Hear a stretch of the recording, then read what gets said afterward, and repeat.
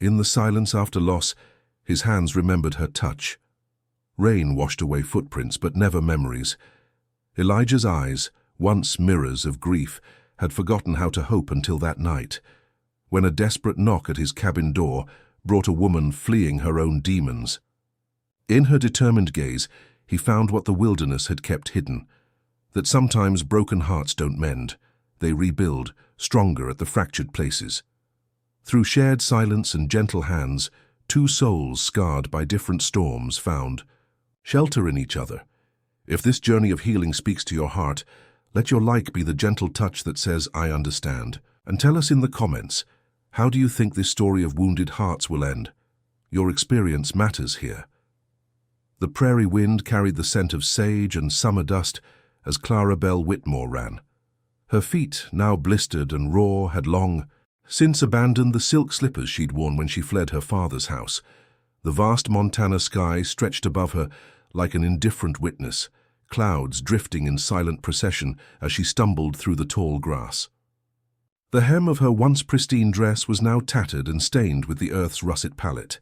She paused, her breath coming in ragged gasps. Behind her lay the life she'd known, a father bent by debt and drink, a sister too young to escape, and the shadow of Silas Blackthorne looming over it all. Silas with his silver-streaked beard and eyes like winter flint, whose gaze lingered too long, whose hands reached too eagerly whenever he visited. Silas, who had generously offered to forgive her father's gambling debts in exchange for her hand. "You'll learn to be grateful, girl," her father had said, not meeting her eyes. "A man like Blackthorne can give you everything." But Clara had seen the grey stones marking the resting places of Silas's previous wives, had heard the whispers of the town women, how they fell silent when he passed, had noticed how young girls were hurried indoors when his carriage rolled down Cedar Creek's main street. So she ran, not just from Silas, but from the cage of expectations that had been built around her since birth, the weight of propriety, the suffocation of silence. Night was falling now, the horizon bleeding from amber to indigo. The temperature dropped with each passing minute, and Clara wrapped her arms around herself, shivering. The wilderness of Montana territory stretched before her, indifferent to her plight. No lights beckoned, no path presented itself. Her stomach clenched with hunger, her throat parched and raw.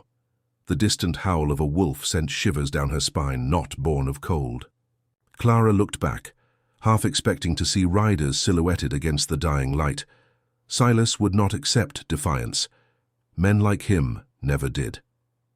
Her fingers found the small leather pouch hanging from a cord around her neck, her mother's final gift before consumption claimed her. Inside nestled 3 items, a silver thimble, a faded daguerreotype, and a small piece of paper bearing her mother's final words. "Be brave, my wild heart." Clara clutched the pouch tightly and continued forward, each step a declaration. The vastness swallowed her, a solitary figure moving through the gathering darkness, her silhouette growing fainter against the endless sea of grass. The forest emerged before Clara like a wall of shadows, pine and spruce standing sentinel at the prairie's edge. She hesitated at this threshold between worlds, the open vulnerability of the grassland behind her, the mysterious density of the forest ahead. Rain began to fall, gentle at first, then insistent, silver needles piercing the darkness. Her body betrayed her with violent shivers. 2 days without proper food, a night without shelter, and now this penetrating cold rain. Clara felt her resolve wavering like a flame in wind. The forest at least offered some protection from the elements. She stepped beneath the canopy, where raindrops transformed into musical patters against pine needles. Time dissolved in the darkening woods. Clara walked until walking became a dream state, her mind detached from her failing body. She tripped over exposed roots, braced herself against rough bark, pushed through underbrush that scratched her already raw skin. Her mother's pouch bumped rhythmically against her collarbone with each step, a metronome keeping time with her fading strength. When she first glimpsed the cabin, Clara believed it a hallucination, a simple structure of hewn logs nestled in a small clearing, chimney dark, windows reflecting nothing but night. She approached cautiously, her waterlogged boots squelching in the mud. Up close, the cabin appeared solid enough, weathered but maintained, with firewood stacked neatly along one wall and a small garden plot to the side, now dimly visible in the rain. Clara stood before the door, hand raised to knock, paralyzed by sudden doubt. What sort of person dwelled alone in these woods? Would they welcome a bedraggled stranger, or pose a danger worse than the elements? The choice seemed brutally simple: risk the unknown, or certainly succumb to exposure. Her knuckles rapped against the wooden door, the sound small and hollow. Silence answered. She knocked again, louder, desperation lending strength to her hand. The door swung open with such suddenness that Clara stumbled backward. Framed in the doorway stood a man, tall and broad-shouldered, his face half hidden in shadow. A lantern in his left hand cast dancing light across features that might once have been handsome, but now seemed carved from hardship. Deep-set eyes, a strong jaw darkened with stubble, lines etched around his mouth that spoke of grimness rather than laughter. "What do you want?" His voice was rough, as if seldom used. Clara opened her mouth to speak, but no words emerged. The world tilted strangely. She saw the man's expression shift from suspicion to alarm, felt herself falling, and then nothing but darkness claimed her. Clara awoke to the crackling of fire and the scent of pine. For a moment, disorientation clouded her mind. The unfamiliar ceiling of rough-hewn beams, the weight of wool blankets, the hard surface beneath her that was neither her childhood bed nor the forest floor. Memory returned in fragments. The flight, the rain, the cabin door opening. She tried to sit up, but her body protested with a symphony of aches. A low voice spoke from across the room. "Don't try to move too quickly." The man from the doorway sat in a wooden chair beside the hearth, a mug cradled in his hands. In the firelight, Clara could see him clearly now. Older than she'd first thought, perhaps in his early 30s, with dark hair that curled slightly at his collar and eyes the color of weathered steel. A scar traced a thin line from his temple to his jaw, white against his sun-darkened skin. Clara's hand flew to her throat. The leather pouch remained, a small mercy. "I didn't take anything from you," the man said, noting her gesture. "Just moved you from the floor to the cot." Clara found her voice, though it emerged as a croak. "Thank you." He nodded once, expression unreadable. "There's water beside you, and stew in the pot when you can manage it." Clara reached for the cup with trembling fingers. The water tasted sweeter than any she'd known, soothing her parched throat. She studied the cabin while drinking, a single room with sparse furnishings, a bed in one corner, a table with 2 chairs, shelves lined with books, jars and tools, a rifle mounted above the door, everything neat, orderly, purposeful. "What's your name, girl?" the man asked after she'd drained the cup. "Clara Bell Whitmore." She hesitated, then added with quiet defiance, "Not girl." Something flickered in his eyes. Surprise, perhaps, or reluctant approval. "Elijah McCrae," he offered in return. "This is my land you're on." Clara noticed a framed photograph on the mantel, a woman with kind eyes and a determined set to her mouth. She looked away quickly when she caught him watching her. "I'm sorry." "To impose," she said, smoothing the blanket over her lap. "I had nowhere else to go. Most don't, who end up here." His tone wasn't unkind, merely factual. "You're running from something." It wasn't a question, but Clara answered anyway. "Someone." Elijah nodded as if this confirmed a private theory. "You can stay until morning. Then we'll figure what's to be done with you." The words might have sounded threatening from another man, but from him they carried only pragmatism. Clara sensed no danger from this solitary figure, only a wariness. That mirrored her own. "Thank you, Mr. McCrae." "Elijah," he corrected, rising from his chair. "Get some rest, you look half dead." He moved to a chest in the corner, extracted some blankets and made a pallet for himself on the floor near the fire, giving her the cot without discussion. Clara watched as he settled down, turning his back to her, a clear gesture of both respect and emotional distance. The fire popped and hissed. Outside, rain continued its steady percussion on the roof. Clara lay awake, listening to the stranger's even breathing, wondering what ghosts had driven him to this isolation and whether her own would find her before morning came. Morning arrived. In increments of gold, sunlight filtering through small windows, illuminating dust motes that danced in the quiet air. Clara opened her eyes to find herself alone in the cabin. The fire had been stoked, a cup of steaming tea placed on the small table beside her cot. Her feet throbbed with a dull pain that brought yesterday's flight rushing back. She pushed aside the blankets and examined her feet. The blisters had burst during her journey, leaving raw, angry flesh exposed. Some cuts had begun to fester, angry red lines extending outward. Clara bit her lip, understanding what such wounds could mean in this wilderness: infection, fever, perhaps worse. The cabin door opened and Elijah entered with an armful of kindling. He paused when he saw her awake, nodded a wordless greeting, then set about arranging the wood beside the hearth. Clara pulled the blanket over her feet, a reflexive modesty.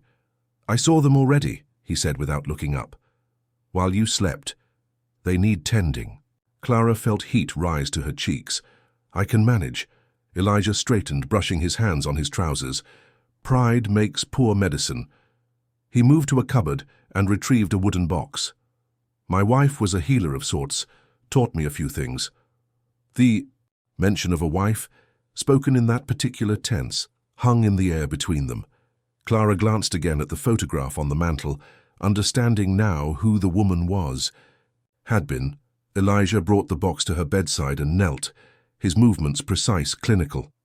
"This will hurt," he warned, opening the box to reveal jars of salves, rolls of bandages, and various implements. Clara nodded, bracing herself. She watched. As he cleaned her wounds with a solution that stung like fire, his hands surprisingly gentle for their size and roughness. Neither spoke during the procedure. Clara focused on the top of his bent head, the strands of silver beginning to thread through the dark hair, the way concentration deepened the lines around his eyes. "You're running toward something or just away?" he asked suddenly, not looking up from his work. Clara considered the question. "Away, for now. I don't know what I'm running toward yet." He nodded as if this answer satisfied him. "Most don't. Makes the running harder." "What were you running from?" The question slipped out before Clara could reconsider its boldness. Elijah's hands stilled momentarily. Then he resumed wrapping a clean bandage around her foot. "Memory," he said finally. "Ghosts. Failure." The simple honesty of his answer created a strange intimacy between them, more profound than the physical act of tending her wounds. Clara felt an unexpected kinship with this solitary man. "Will they find you?" she asked. A hint of something like... A smile touched his lips, though it didn't reach his eyes. "They already have. Every night." He secured the bandage and moved to her other foot. "Yours will too, if they're determined enough." Clara thought of Silas Blackthorne, his cold eyes and colder smile. "Yes," she whispered. "He is very determined." Elijah's gaze met hers then, a long assessing look. "A husband?" "Almost. Arranged." The words tasted bitter. "My father owed debts." Understanding darkened his expression. "Ah, that kind of determination." He finished with the second bandage and closed his box of supplies. "You won't be walking on these for a few days, not if you want them to heal." Clara's heart sank. "I can't stay. I'll bring trouble to your door." "Trouble and I are old acquaintances." Elijah rose, towering above her. "Rest, eat. Then we'll talk about where you might go that's safe." As he turned away, Clara reached out impulsively, her fingers brushing his wrist. "Thank you for not turning me away." Elijah looked down at her, hand on his skin, an expression of surprise flickering across his features. How long had it been since someone had touched him with anything like trust? Clara wondered. "Don't thank me yet," he said quietly. "I'm not sure I've done you any favors." Days passed in a rhythm unlike any Clara had known. Mornings found Elijah, gone before sunrise, returning midday with game or fish. Afternoons he spent mending tools, chopping wood, or tending his small garden. Clara, confined to the cabin by her healing feet, occupied herself with small tasks, preparing vegetables, darning Elijah's worn socks, organizing his meager supplies. They spoke little, existing in parallel orbits, yet gradually drawing closer through shared silence. On the fourth evening, as rain drummed against the roof, Elijah brought out a worn chessboard. "Do you play?" he asked, setting up the carved pieces. On the table between them, Clara shook her head. "My father considered such games frivolous for girls. My sister and I were taught needlework instead." "Your sister?" Something in his tone made Clara look up. "You haven't mentioned her before." "Ivy." Clara's throat tightened. "She's only 13, still at home with my father." Elijah's fingers paused on a night. "And this man you were to marry, Silas?" "Blackthorn," Clara supplied, the name like ash in her mouth. Elijah's expression hardened. "I know of him. Cattle baron, owns half the banks in the territory." "And 2 dead wives," Clara added softly, "though no one speaks of that openly." The fire crackled in the ensuing silence. Outside, an owl called, its voice melancholy in the rainy darkness. "I'll teach you," Elijah said finally, gesturing to the board. "Chess, I mean. It's about thinking ahead, seeing the consequences of each move." As he explained the pieces and their movements, Clara studied his face, the way animation softened its usual severity. She sensed he was sharing something precious, a fragment of his former self. "Who taught you?" she asked. "My father, then I taught Eleanor." His eyes flickered to the photograph on the mantel. "My wife." Clara waited, sensing there was more he wanted to say. "She was a school teacher," he continued, moving a pawn forward. "Came out west to teach at the reservation school. Believed education could change things." A note of bitterness colored his words. She was right. That's why they killed her. The blunt statement hung in the air. Clara's hand froze above a chess piece. "Who?" she whispered. "Men like your Blackthorn." She was organizing the settlers and native families against land grabs, teaching them to read contracts. He stared at the board, seeing something beyond the wooden pieces. "I was town sheriff then, couldn't protect her." Clara understood now the weight he carried, the self-imposed exile. "What did you do?" "After?" Elijah's jaw tightened. "What the law wouldn't. Then I came here." They played in silence for a while, the tap of wooden pieces against the board punctuating the rain's rhythm. Clara lost quickly, but found herself enjoying the game's quiet intensity. As Elijah reset the board, Clara touched the leather pouch at her throat. "My mother died when I was 12, she offered. "Consumption. This was hers." She opened the pouch, showing him its contents. The thimble she used for sewing, a picture of her parents, and this. She unfolded the small paper with its faded message. Elijah read it, something softening in his gaze. "Be brave, my wild heart," he recited. "Good. Words. I'm trying to live by them," Clara said. "Though running away doesn't feel particularly brave." "Depends what you're running toward," Elijah replied, echoing their earlier conversation. "Sometimes survival is the bravest act possible." They began a second game. This time Clara paid closer attention to his strategy, learning from his movements. Night deepened around the cabin, but inside, something lightened between them. Stories shared, wounds acknowledged, a fragile bridge forming across the divide of their separate solitudes. "Plant your feet wider," Elijah instructed, standing behind Clara as she held the rifle. "Both eyes open. Breathe in, then squeeze the trigger as you exhale." Clara followed his direction, feeling the weight of the weapon, so foreign in her hands.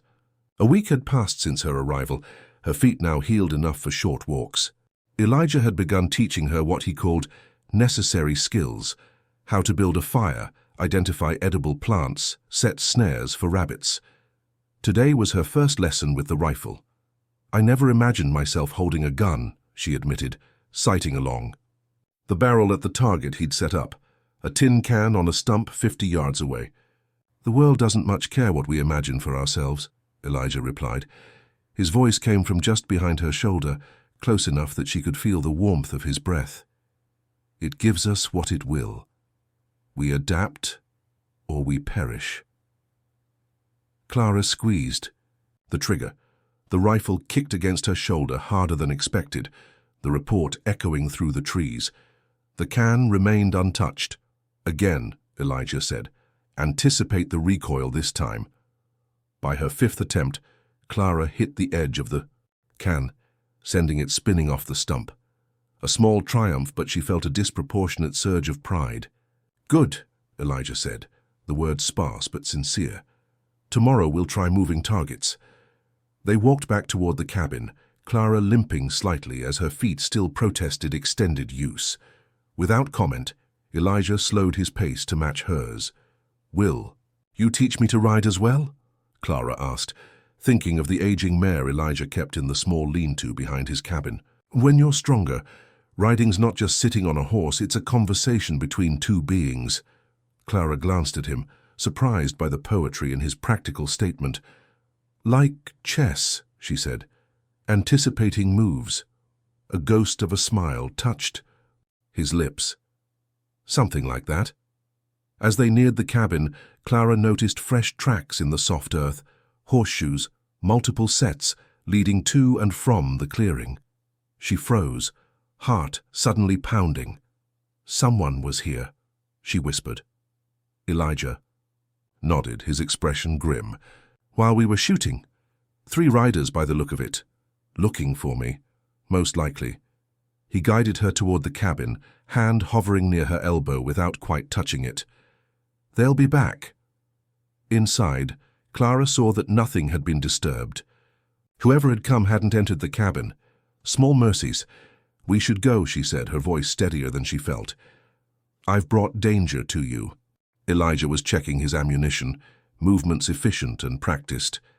We'll leave tomorrow. There's a place up in the high country, old trapper's cabin. Few know of it. Clara stared at him. We? He paused, eyes meeting hers with that direct, uncompromising gaze. Unless you'd prefer to go alone, the question wasn't rhetorical. He was offering her a choice, his protection or her independence. Clara realized he understood something fundamental about her, something even she was just beginning to recognize. She needed agency as much as safety. No, she said finally, not alone. But I won't have you risking your life for me. My life, he said, returning to his preparations, has been at risk since Eleanor died. At least this time it would be for something of my choosing.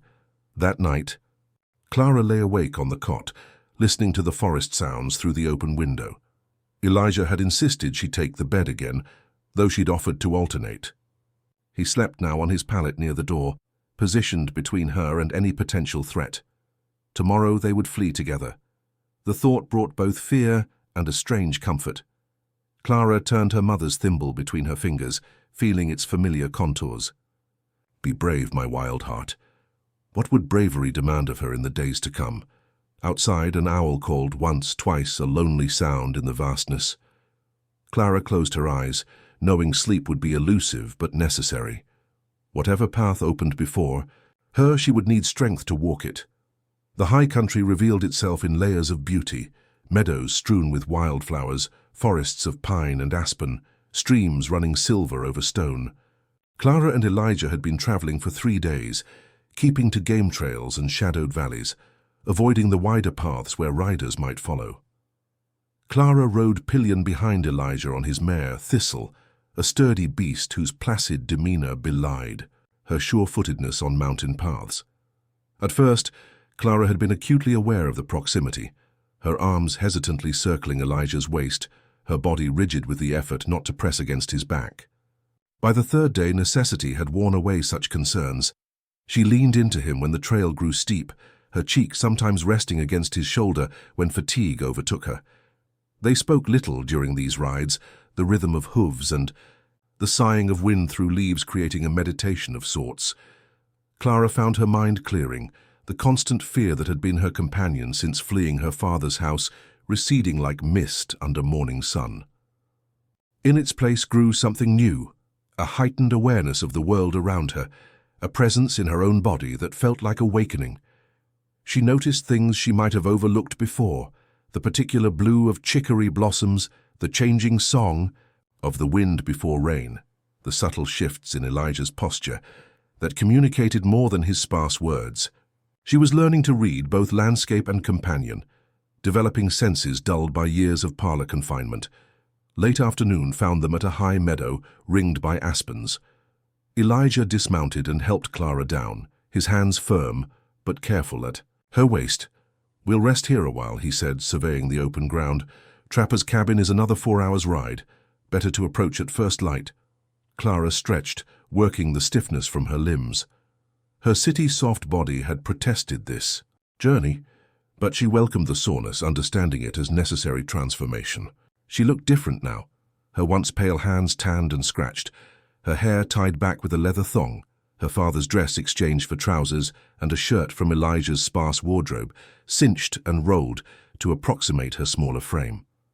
While Elijah tended to thistle, Clara wandered the meadow's edge, gathering firewood. A flash of color caught her eye, a cluster of wild strawberries, their ruby fruits nestled among heart-shaped leaves. She knelt, filling her kerchief with the tiny berries, their sweet scent rising around her. When she returned to their temporary camp, Elijah was building a fire circle with stones. He looked up at her approach, his expression shifting subtly. When he saw her harvest, "Strawberries," she said, offering the kerchief. He reached for one, his fingertips brushing her palm in a contact so brief it might have been imagined. "Eleanor loved these," he said, the words clearly unplanned, surprised out of him by memory. Clara watched as he ate the berry, something like wonder softening his features momentarily. She sat beside him, sharing her find as the fire caught and grew between them. "Tell me about her," Clara said softly. "If you want to." Elijah was silent so long she thought he wouldn't answer. Then, staring into the flames, he began to speak. He told of meeting Eleanor at a town social, how she'd challenged his assumptions about education and justice, how her passion for teaching had inspired his own work as sheriff. He spoke of their small wedding, their shared dreams of changing the territory for the better, her determination to help the displaced native families maintain their language and traditions through the mission school. She believed in people's capacity to grow, he said, voice rough with emotion he rarely displayed, even when evidence suggested otherwise. Clara listened, sensing the importance of this unburdening. When he fell silent, she offered her own story in return. Her mother's illness, her father's decline into gambling and drink, her efforts to protect Ivy from the worst of his moods. She spoke of Silas Blackthorne's first visit, how his eyes had assessed her like livestock at auction, how the announcement of their engagement had come without her consent or knowledge. "I heard things about his previous wives," she said, watching the fires dance, how the first fell downstairs no one had ever found dangerous before, how the second took ill so suddenly there wasn't time for a doctor. Elijah's jaw tightened. "Men like that believe they own whatever they touch." "Yes." Clara wrapped her arms around her knees. "I think he saw me as something to be possessed. Not even for beauty, I'm plain enough, but because I didn't flinch when he looked at me." "You're not plain," Elijah said, the words emerging with such quiet certainty that Clara glanced up in surprise. He was looking at her directly, firelight, illuminating the angles of his face. "And you have courage, that's rarer than beauty."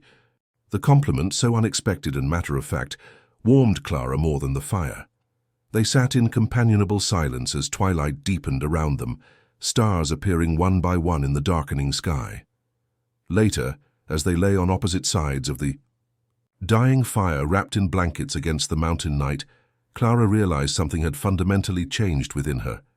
The girl who had fled her father's house in terror seemed a distant relation now, someone she had known but outgrown.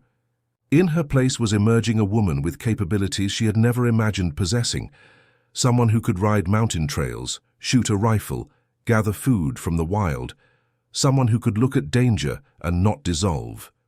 She touched the leather, pouch at her throat, her mother's words echoing, "Be brave, my wild heart."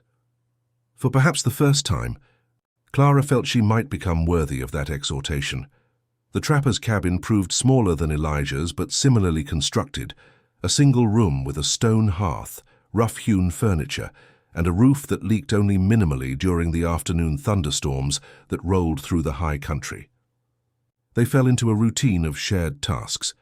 Elijah hunted and maintained their meager defenses, while Clara tended the cabin and preserved what food they could for the coming winter.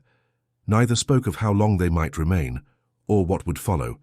This temporary refuge, The future existed as an undefined territory, mapless and vast. Instead, they inhabited a continuous present, each day bleeding into the next, marked by small rituals and growing familiarity. Clara found unexpected pleasure in this suspended existence. For the first time, she was judged solely on her actions, not her gender or social position. Elijah taught her without condescension, expecting competence and acknowledging achievement with the same quiet respect he might show a male companion. In the evenings, they played chess by lantern light, Clara improving enough to occasionally force Elijah into careful consideration of his moves. Sometimes he read aloud from the few books he'd brought, philosophy, poetry, natural history. Clara listened, absorbing the words, watching his face animate with ideas in a way it rarely did in ordinary conversation. One evening, as Clara mended a tear in Elijah's shirt, she found herself humming a half-remembered tune from childhood. She stopped when she realized Elijah had set down his book and was watching her, an unreadable expression on his face. "I'm sorry," she said. "I didn't mean to disturb you." "You didn't." He hesitated, then asked, "Would you sing it? The whole song, I mean." Clara felt heat rise to her cheeks. "I don't have much of a voice." "I'd like to hear it anyway." She set aside her mending and, after a moment's hesitation, began to sing, a simple ballad about lovers separated by war, finding their way back to each other through adversity. Her voice was indeed limited in range, but sweet and true. As she sang, she kept her eyes on her hands, too self-conscious to look at Elijah. When she finished, silence filled the cabin, broken only by the crackle of the fire. Clara looked up, to find Elijah studying her with an intensity that made her breath catch. "Thank you," he said simply. Clara nodded, returning to her mending to hide her confusion at the emotions his gaze had stirred. They were not like anything she had experienced before, not the childish infatuations of her school days, nor the revulsion Silas had inspired. This was something deeper, more complex, a recognition of Elijah as both protector and equal, someone who saw her clearly and valued what he saw. The realization both thrilled and terrified her.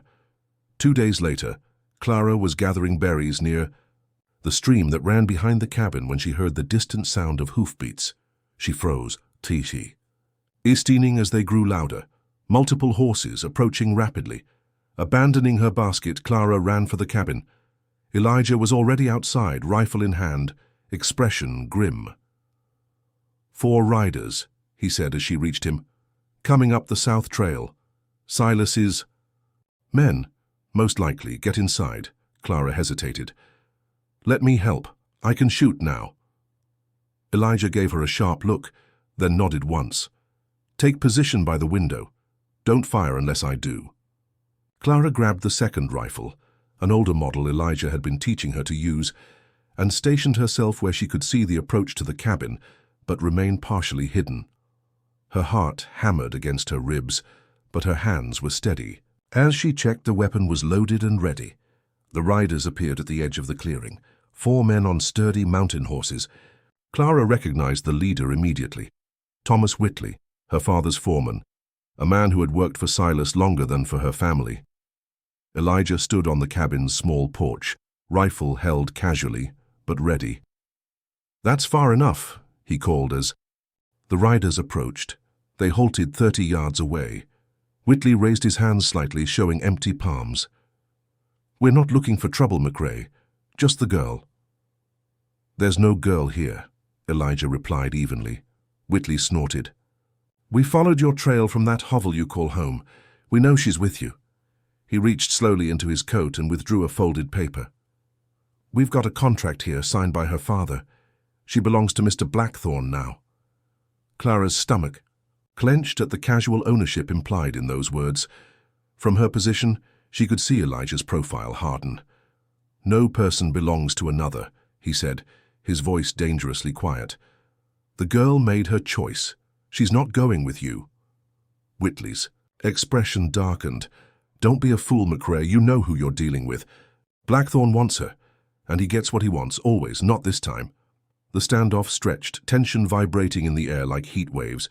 Clara could see the other riders shifting uneasily, hands drifting toward holstered weapons. Elijah remained still, a statue of calm defiance.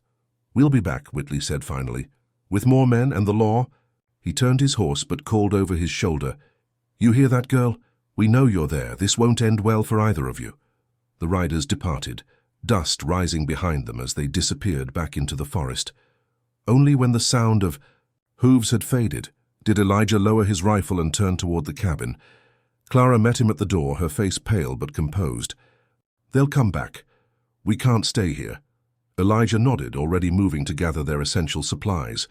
"We leave within the hour. There's a settlement 2 days' ride north, Junction City. We might find help there." As they prepared to depart, Clara was struck by how little they possessed between them. Some clothing, food, weapons, a few books. Yet she felt no longing for the material comforts of her former life. Those seemed to belong to another person entirely. Before mounting Thistle, Elijah disappeared briefly into the woods. He returned holding something in his closed hand. "Here," he said, extending his palm toward Clara. In it lay a small carving, a bird in flight, wings outstretched, crafted from pale wood. The workmanship was simple but skilled, capturing the essence of freedom in a few deft cuts. "You made this?" Clara asked, taking it carefully. Elijah nodded. "Been working on it at night. Thought you might want something." "I don't know." "Something of your own." The gift's significance moved Clara deeply. It represented not just his skill or thoughtfulness, but his understanding of what she valued most. Not possessions, but liberty. She closed her fingers around the carving, feeling its smooth contours press into her palm. "Thank you," she said, the words inadequate for the emotion behind them. Elijah held her gaze for a moment, then turned to help her mount. As they rode away from the cabin, Clara held the wooden bird against her heart, next to her mother's pouch, 2 talismans guiding her journey into the unknown. They rode through the night, keeping to ridgelines where possible, avoiding the deeper shadows of valleys where ambush might await. The moon, nearly full, cast enough light to follow game trails between stands of pine and aspen. Clara clung to Elijah's back, exhaustion and tension warring within her as Thistle picked her way through the difficult terrain. Dawn found them high on a rocky outcrop, surveying the vast landscape below. Junction City was still a day's ride distant, a collection of buildings nestled in a valley where 2 rivers met. From this height it appeared deceptively peaceful, smoke rising from morning fires, tiny figures moving through streets laid out in a rough grid. "We'll rest here for a few hours," Elijah said, helping Clara dismount. "Less chance of being spotted." They made a cold camp among the boulders, sharing jerky and dried berries in silence. Clara watched as Elijah scouted their surroundings, his movements efficient, eyes constantly scanning for threat or opportunity. The mantle of the wilderness suited him in a way she suspected civilization never had. "You were a sheriff once," she said when he returned to their makeshift camp. "But before that?" Elijah settled beside her, his back against sun-warmed stone. "Cavalry, 15th Pennsylvania during the war." Clara studied his profile, imagining him younger in uniform. "That's where you learned to track and shoot. Some of it." He took a drink from their canteen. "The rest came after, working as a scout. Then marshal in Kansas Territory. Then sheriff in 3 Pines." "You've lived many lives," Clara observed. A wry smile touched his lips. "None of them particularly successful." "You're alive," Clara countered. "And free." "True enough." He glanced at her. "What about you? What life would you have chosen if you'd had the choice?" The question startled Clara. No one had ever asked her such a thing before, as if her desires mattered, as if she might shape her own destiny. "I wanted to teach," she said finally. "Like your Eleanor. Not anything grand, just a small school. Somewhere reading, writing, numbers." She traced patterns in the dust beside her. "I used to teach Ivy in secret, after Father forbade her schooling, said it would give her ideas above her station." "Education does tend to do that," Elijah agreed, a hint of approval in his tone. They fell silent, listening to the wind soughing through the pines below. Clara closed her eyes, letting exhaustion pull her toward sleep. She felt Elijah shift beside her, his shoulder a solid presence against hers, warm and reassuring. "Rest," he said softly. "I'll keep watch." Clara drifted into uneasy dreams. fragments of memory and fear swirling together. Her father's angry face, Silas's cold eyes, Ivy's tear-streaked cheeks the morning Clara fled. She woke with a start to find the sun lower in the sky, Elijah gone from her side. Panic flared until she spotted him by Thistle, adjusting the mare's saddle. "Time to move," he said, noticing her wakefulness. "I've seen dust on the north trail. Riders coming this way." They mounted quickly, Elijah guiding Thistle down a treacherous scree slope that would leave minimal tracks. Clara clung to him, trust overriding fear, as stones clattered beneath the horse's hooves.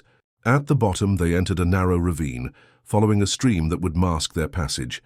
As twilight gathered, the land opened into rolling foothills. Junction City lay perhaps 5 hours ahead, but darkness would make travel dangerous. "We'll have to risk a fire tonight," Elijah said as they made camp in a sheltered hollow. "Temperatures dropping. Can't have you freezing." Clara didn't argue, though she knew fire meant visibility. The mountain nights had grown increasingly cold as autumn advanced. She gathered kindling while Elijah constructed a small fire pit, arranging stones to reflect heat inward and shield the flames from distant view. The fire's warmth was welcome after the day's chill. Clara held her hands toward the flames, watching Elijah move about their camp with practiced efficiency. In these weeks of flight, she had come to rely on his competence, his quiet strength. Yet she sensed a change in him too, a gradual softening, a return to some essential part of himself that grief had buried. "Elijah," she said suddenly, "what will happen when we reach Junction City?" He paused in his work, regarding her across the fire. "We'll find somewhere safe. I have a few contacts there, people who owed Eleanor favors." He seemed to understand the real question beneath her words. "Then you'll have choices. You could continue north, Canada maybe, start fresh where Blackthorn has no reach." Alone? The prospect, once appealing, now felt hollow. Elijah's gaze held hers steadily. "If that's what you want." Clara looked down at her hands, no longer soft and pale but weathered by work and wilderness, hands that had learned to shoot, to build, to survive, hands that belonged to a woman she was still discovering. "And if it isn't what I want?" The question hung between them, laden with unspoken possibilities. Elijah moved to sit beside her, close enough that their shoulders nearly touched. "Then we figure something else out," he said quietly. Clara turned to face him, courage gathering in her chest. "You've risked everything for me. Why?" Elijah considered the question with characteristic thoroughness. "At first because it was right, because you needed help." He stared into the fire. "Now because you remind me that the world contains more than loss, that there might still be purpose, future." The simple honesty of his words moved Clara deeply. Without conscious thought, she reached for his hand where it rested on his knee. His fingers were rough with calluses, warm against her cooler skin. For a long moment, they sat connected by this small, profound touch, neither speaking nor moving. The crack of a branch breaking nearby shattered the moment. Elijah was on his feet instantly, pulling Clara up with him, reaching for his rifle with his free hand. "Run," he whispered urgently. "To Thistle. Now." They moved as one toward where the mare was tethered, but it was too late. Figures emerged from the darkness, surrounding them. 6 men, all armed, faces shadowed beneath hat brims. "Evening, McRae," came a familiar voice. Thomas Whitley stepped forward, rifle trained on Elijah's chest. "Thought you'd be halfway to Canada by now." Elijah positioned himself slightly in front of Clara, his body a shield. "Let the girl go, Whitley. Your quarrel's with me." Whitley chuckled, the sound devoid of humor. "No quarrel at all, just business.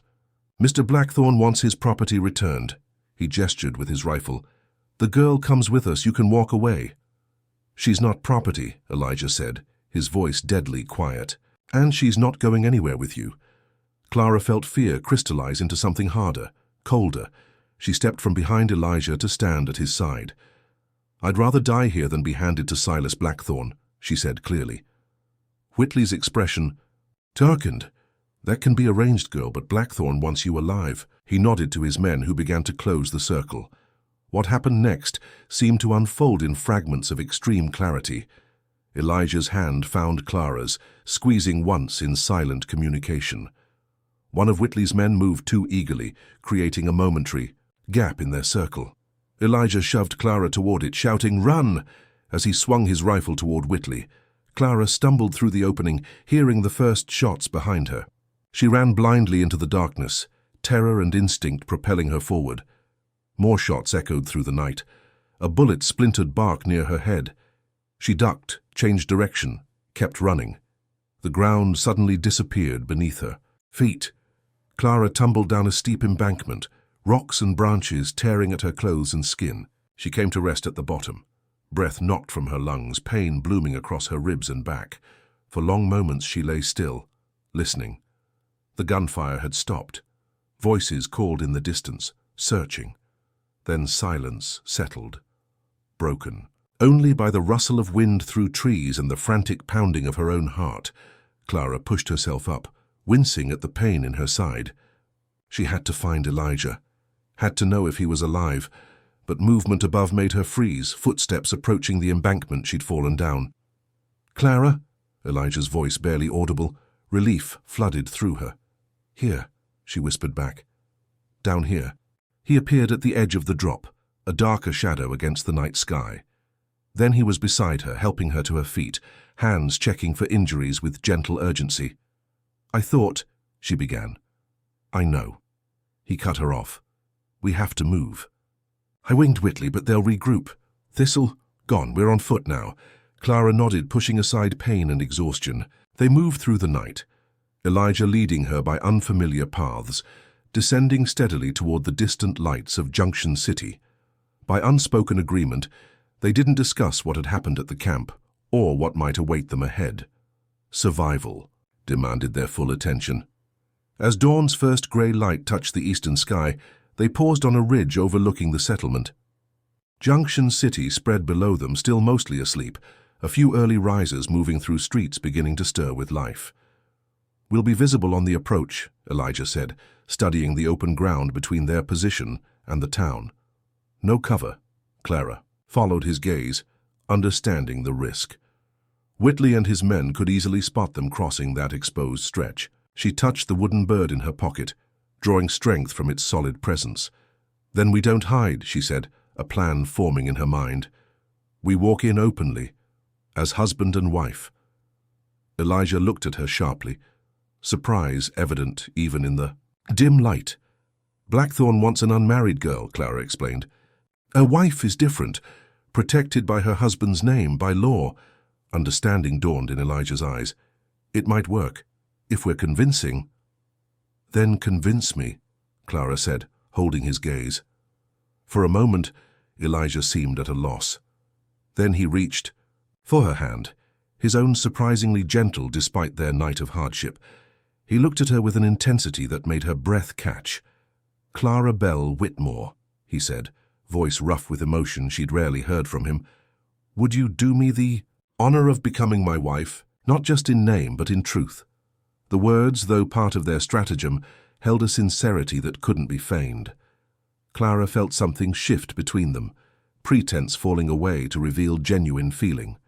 "I would," she answered softly. Elijah reached into his pocket and withdrew a simple silver band. Eleanor's wedding ring, Clara realized with a pang. He held it out, a question in his eyes. Clara nodded, understanding all the ring represented. Past grief, present trust, uncertain future.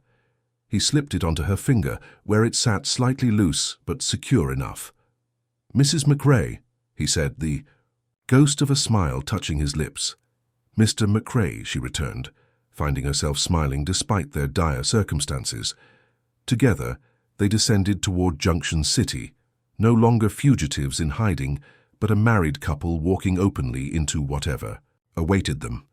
Clara felt the weight of the wooden bird in one pocket, her mother's pouch in the other, and Eleanor's ring on her finger, symbols of flight, courage, and newfound belonging, guiding her toward an unforeseen future. Junction City received them, with the wary curiosity small settlements reserve for strangers. Elijah led Clara directly to the sheriff's office, a weathered building on the town's main street. Inside, they found a man of middle years, spectacles perched on a bulbous nose, sorting through wanted posters at a cluttered desk. "Elijah McRae," the man exclaimed, rising to his feet. "Thought you'd disappeared off the face of the earth." "Nearly did, Frank," Elijah replied, clasping the man's outstretched hand. "This is my wife, Clara." The word sent a strange thrill through Clara, though she maintained her composure, nodding politely to the sheriff. "Wife?" Frank's eyebrows rose toward his receding hairline. "Well, I'll be damned. Congratulations are in order, then." His shrewd eyes noted their trail-worn appearance. "Though you both look like you've been dragged through hell backward." "That's not far wrong," Elijah said grimly. "We need your help, Frank, and discretion." Over coffee in the sheriff's private quarters, Elijah explained their situation.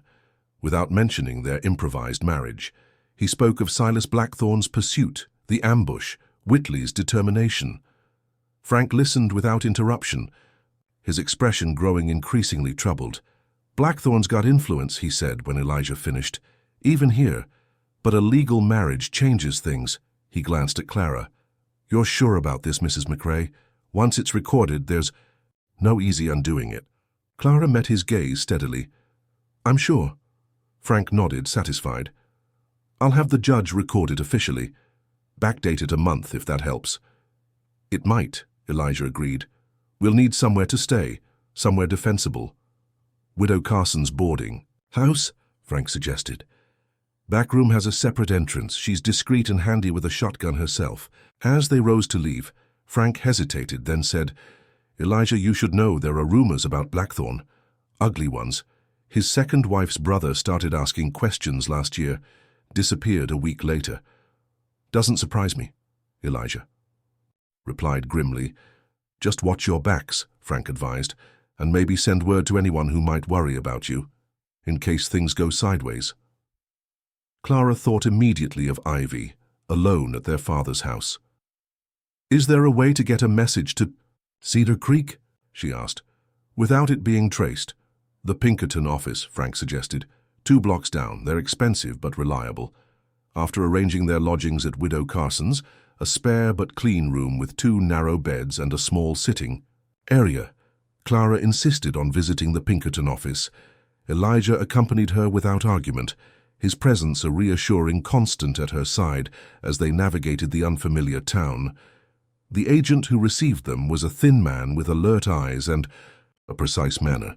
He took down Clara's message to Ivy, carefully worded to reassure without revealing their location, and promised delivery within the week. "And is there any way," Clara asked hesitantly, "to arrange for my sister's reply to reach us? Or perhaps for her to join us if needed?" The agent named a substantial sum. Clara's heart sank. They had so little money between them. Elijah, sensing her distress, spoke quietly. "We can manage it," he said, placing a worn leather pouch on the desk. "This should cover the arrangements." Outside, Clara turned to him in surprise. "I can't let you spend your savings on my sister." Elijah's expression softened. "What's mine is yours now, isn't it? That's how marriage works." His matter-of-fact tone held no reproach, only simple truth. Clara was struck anew by the reality of their situation. What had begun as strategy had created a genuine bond between them. Legal, certainly, but increasingly emotional as well. "I don't know how to thank you," she said, her voice barely above a whisper.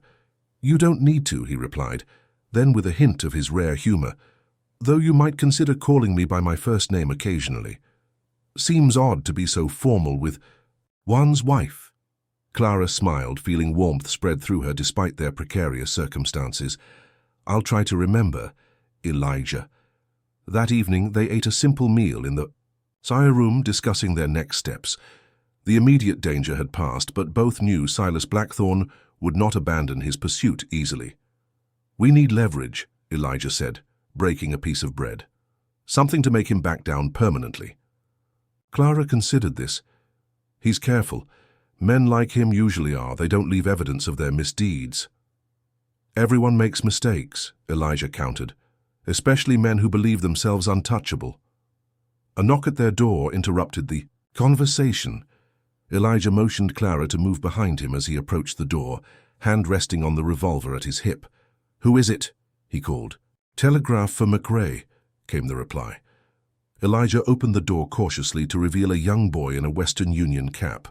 He accepted the telegram, gave the boy a coin, and closed the door. "It's from Frank," he said, reading the message. "Whitley. And his men arrived in town an hour ago. They're at the Silver Dollar Saloon." Clara felt fear rise in her throat. "They found us already?" "Maybe." Elijah folded the telegram carefully. "Or maybe they're just following our trail. Either way, we need to be ready." Clara watched as he checked his weapons with practiced efficiency. The reality of their situation pressed in upon her. They would always be running, always looking over their shoulders, unless something fundamental changed. "I want to end this," she said suddenly, "not just escape it." Elijah looked up, studying her face. "What are you suggesting?" "I don't know yet," Clara admitted. "But there must be something, some proof of what Silas has done, something that would stop him for good." "Evidence against a man like Blackthorne would be valuable," Elijah agreed thoughtfully.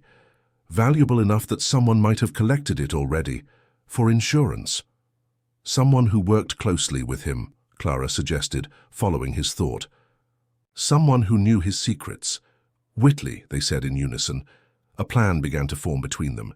Dangerous, perhaps foolhardy, but offering a chance at true freedom rather than perpetual flight. They would need to separate temporarily, each playing a role in a gambit that might secure their future or destroy it entirely. As they finalized the details, Clara felt a strange calm settle over her.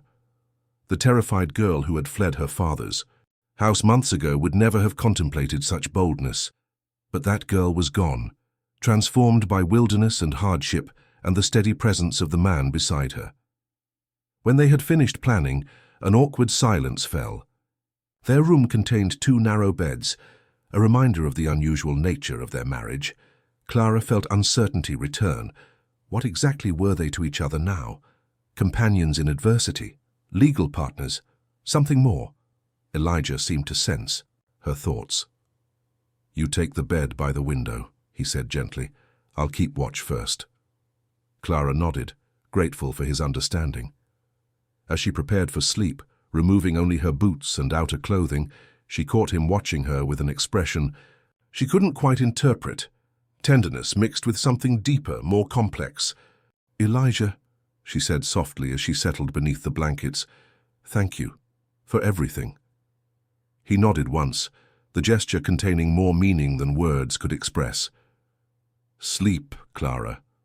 Tomorrow comes early."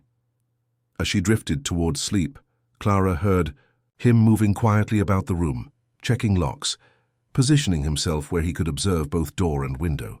Even in this moment of relative safety, he remained vigilant, her protector. Yet as sleep claimed her, Clara realized something fundamental had shifted. She no longer needed protecting in the same way. Elijah had taught her not just survival skills, but something more valuable, belief in her own strength, her own worth. Whatever came next, they would face it as equals, bound not just by necessity or legality, but by growing mutual respect and care. The wooden bird lay on the small table beside her bed, its wings extended in perpetual flight. Clara's last conscious thought was that perhaps freedom wasn't just about escape.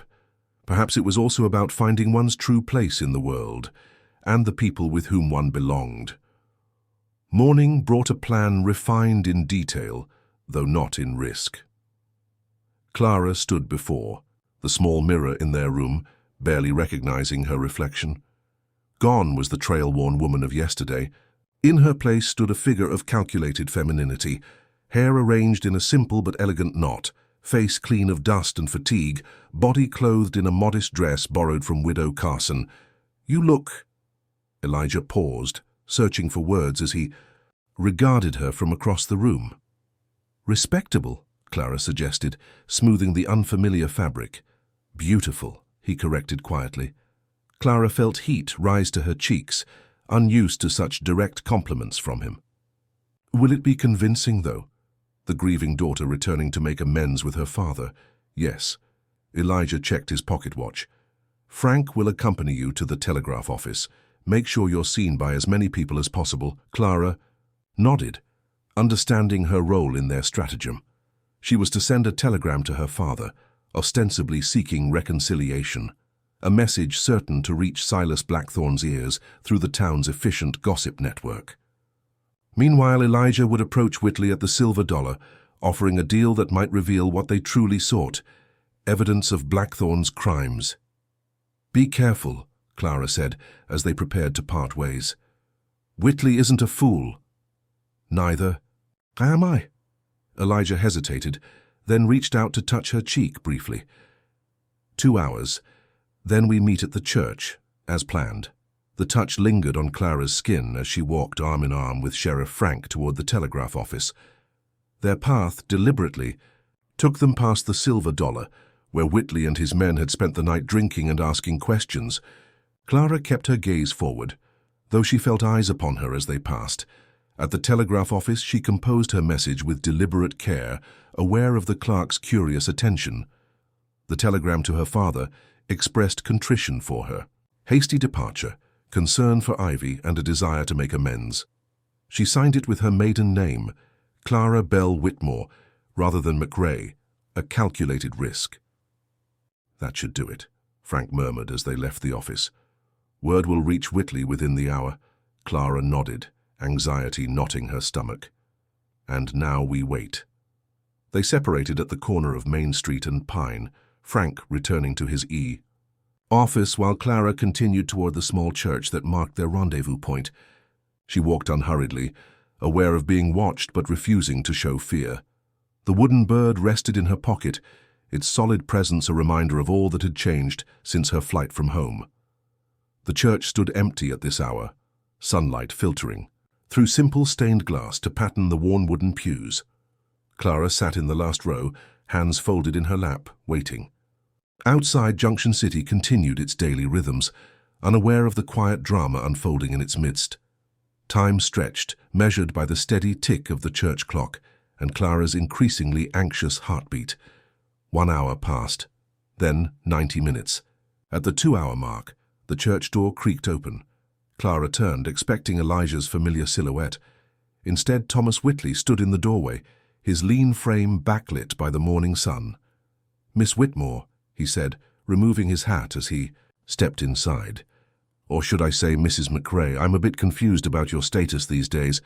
Clara rose slowly, maintaining outward composure despite the fear clawing at her insides. "Mr. Whitley, I wasn't expecting you." "No? Strange coincidence. You returning to town, sending telegrams to your PR?" Whitley moved closer, his spurs jingling, softly against the wooden floor. "Almost like you wanted to be found." "Where is Sheriff McRae?" Clara asked, deliberately using Elijah's former title. A smile spread across Whitley's face, unpleasant in its satisfaction. "Having a private conversation. With my colleagues. Don't worry, they're being very persuasive." Cold dread washed through Clara. Their plan had backfired. Instead of Elijah extracting information from Whitley, the opposite had occurred. "What do you want?" she asked, fighting to keep her voice steady. "Same as before. To return you to your rightful fiancé." Whitley stopped a few feet away. "Mr. Blackthorne is a reasonable man. Come quietly, and perhaps we can negotiate leniency for your friend." Clara's mind raced. The situation had deteriorated beyond their worst expectations, yet within this disaster might lie opportunity. If she could keep Whitley talking, learn something useful. "Why does Silas want me so badly?" she asked. "There are prettier girls, wealthier matches. Why pursue me across the territory?" Whitley studied her with narrowed eyes. "Mr. Blackthorne doesn't like losing what he considers his. Simple as that." "No," Clara shook her head. "It's not that simple. His previous wives, what really happened to them?" A flicker of something, caution perhaps, crossed Whitley's face. "Accidents, unfortunate ones." "You don't believe that," Clara pressed. "You've worked for him too long not to know the truth." Whitley's expression hardened. "Truth is what men, like Blackthorne, decide it is. That's a lesson you'll learn soon enough. Unless the real truth comes to light," Clara countered. "Evidence has a way of surfacing eventually. Letters, witnesses, payments made to ensure silence. She was fishing blindly. But Whitley's reaction, a tightening around the eyes, a slight stiffening of posture, told her she'd struck something real.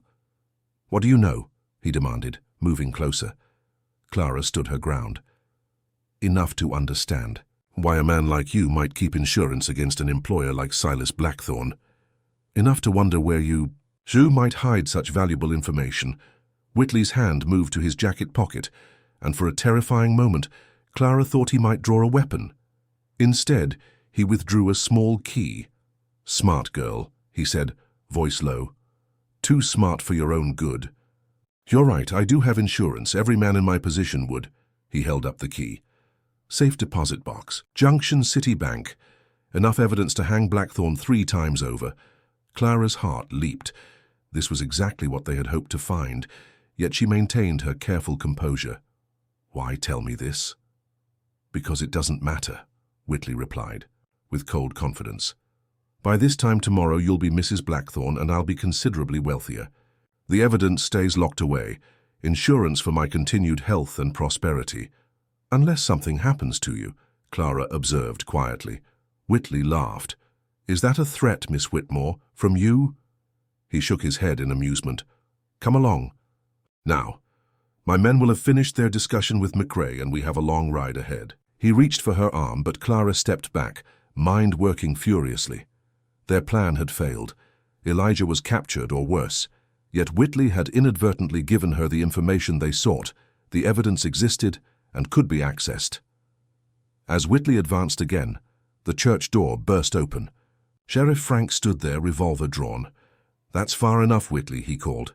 "The lady's not going anywhere with you." Whitley froze, his hand dropping to his own weapon. "This doesn't concern you, Sheriff. I'm retrieving property on behalf of Silas Blackthorne." "Mrs. McRae isn't property," Frank replied steadily. "She's a legally married woman and a resident of Junction City now, under my protection." Relief flooded through Clara, though concern for Elijah remained paramount. "Where is my husband?" she demanded of Whitley. A complex expression crossed the man's face. Frustration, calculation, and finally a reluctant adjustment to changing circumstances. "Alive, for now. My men are holding him at the livery stable." "Call them off," Frank ordered, "or I'll have you in a cell for kidnapping and assault." Whitley's jaw tightened, but Clara could see him reassessing the situation. The public abduction of a married woman was different from retrieving a runaway girl. Blackthorne's influence was considerable, but not without limits. "This isn't over," he said to Clara. "Blackthorne doesn't give up what's his." "I was never his," Clara replied, finding unexpected strength in her voice. "And neither were Catherine or Margaret." The names of Blackthorne's deceased wives hung in the air between them. Whitley's expression flickered with surprise, then hardened. "Into resolve. You're playing a dangerous game, girl." "No game," Clara countered. "Justice. For them. For my sister. For all the others Silas has harmed." Something shifted in Whitley's gaze. A reassessment, perhaps, or a glimmer of reluctant respect. Without another word, he replaced his hat and backed toward the door, keeping a wary eye on Frank's revolver. "Have your men release McRae," Frank called after him. "I'll know if they don't." When Whitley had gone, Clara sagged against the nearest pew, relief and anxiety warring within her. "We need to get to Elijah," she said urgently. "Already sent my deputy," Frank assured her. "But Whitley told you something, didn't he? I saw it in your face." Clara nodded, hope rekindling. "Evidence, in the bank. If we can access it before they leave town." Within the hour, Elijah was safely reunited with Clara at the sheriff's office, sporting a bruised jaw and split lip, but otherwise unharmed.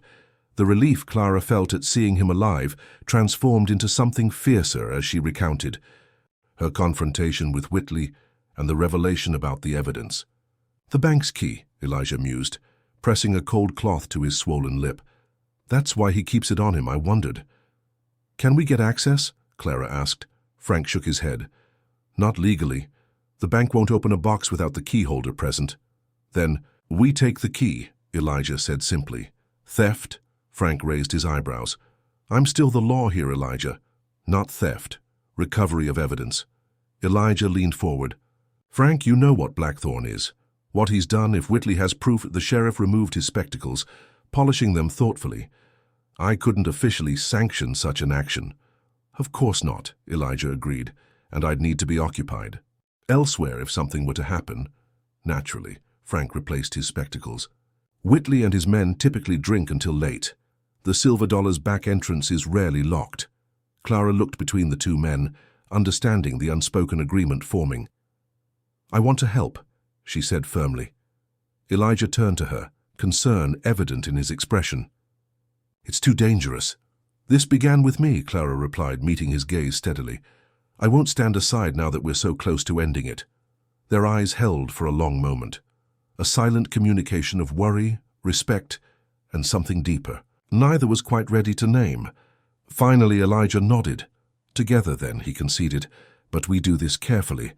As darkness fell over Junction City, three figures moved with purpose through shadow-filled streets, toward truth, toward justice, toward a future where flight might finally give way to freedom. The evidence exceeded their wildest hopes. Letters, in Silas Blackthorne's own hand, detailing arrangements for the accidents that befell his previous wives, financial records of bribes paid to officials, and most damning of all, correspondence revealing how he had manufactured Clara's father's gambling debts to force the marriage arrangement. This is enough to destroy him, Frank said, reviewing the documents in the privacy of his office. Legally and socially, Clara sat beside Elijah, her hand finding his as they absorbed the magnitude of their discovery. The key had been successfully taken from Whitley's room during a carefully orchestrated distraction at the Silver Dollar. By morning, he would discover its absence, but by then, the evidence would be secure in official hands. What happens now? She asked quietly. Frank removed his spectacles, rubbing the bridge of his nose. I'll wire the federal marshal's office in Helena. This crosses county lines, involves multiple jurisdictions. They'll want to handle it. How long? Elijah pressed. A week, perhaps two, for them to arrive and begin proceedings. Frank's gaze was sympathetic but realistic. During which time Blackthorne will learn what's happening and take measures to protect himself. And Whitley will report our presence here, Clara added, understanding the implications. Yes. Frank replaced his spectacles. Which is why you two should be elsewhere when the marshals arrive. Elijah nodded, his expression thoughtful. Cedar Creek, he said after a moment. We go back to where this began. Clara turned to him in surprise. Return to my father's house. Not as fugitives, Elijah clarified, as witnesses, with copies of this evidence. He looked to Frank. Can you arrange that? The sheriff considered, then nodded. I'll have my clerk make duplicates tonight. But Elijah, Cedar Creek is Blackthorne's territory. You'd be walking into the lion's den. The lion doesn't know we have his teeth, Elijah replied grimly. And there's something else in Cedar Creek we need. Ivy, Clara whispered, understanding. Preparations moved swiftly after that decision. By dawn, they had copies of the key documents, supplies for the journey, and 2 horses procured through Frank's discreet arrangements. Clara felt a curious mixture of dread and determination as they prepared to return to the place she had fled in terror months before. Are you certain about this? Elijah asked as they made final preparations in their room at Widow Carson's. We could send for Ivy. Bring her to us instead. Clara touched the wooden bird in her pocket, its smooth contours familiar and reassuring. No, she said with quiet certainty. I won't hide any more. And I won't leave my sister in his reach a day, longer than necessary. Elijah studied her face, seeing the transformation that hardship and courage had wrought. You're not the same girl who appeared at my cabin door, he observed. No, Clara agreed. I'm not. She met his gaze directly. Are you the same man who opened it? A small smile touched his lips, softening the habitual seriousness of his expression. Perhaps not. The journey to Cedar Creek took 4 days, following back roads and game trails to avoid obvious routes where Blackthorne's men might watch. They traveled as husband and wife, no longer pretending but growing into the truth of their connection, with each passing day. Conversations flowed more easily now, silences comfortable rather than strained. At night they still maintained separate bedrolls, but they lay closer, sometimes talking late into the darkness about their hopes for what might follow when justice was finally served. On the final night before reaching Cedar Creek, they camped in a small clearing beside a stream. Autumn had painted the surrounding forest in russet and gold, the air crisp with the promise of coming winter. Clara sat beside their small fire, sewing a tear in Elijah's spare shirt while he cleaned their weapons with methodical care. "What will you do?" she asked suddenly. "After this is finished." Elijah's hands stilled momentarily. "I haven't thought much beyond ending Blackthorn's threat," he admitted. "Perhaps return to my cabin, or find somewhere new."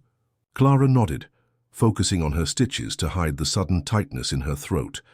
Their marriage, begun as necessity, had never been discussed in terms of permanence, yet the prospect of separating once danger passed filled her with unexpected hollowness. "And you?" Elijah asked, his tone carefully neutral. "What will Claire McRae do when she's truly free to choose?" The question hung between them, laden with unspoken meaning. Clara set aside her sewing, gathering courage to voice the truth that had been growing within her. "I've been thinking about teaching," she said. "Like I always wanted, like Eleanor did." She glanced at him, gauging his reaction to the mention of his first wife. "But I've also been thinking about building something. A home, perhaps, somewhere between wilderness and town, with a garden and books. That sounds—" Elijah searched for the right word. "Peaceful." "It does," Clara agreed softly.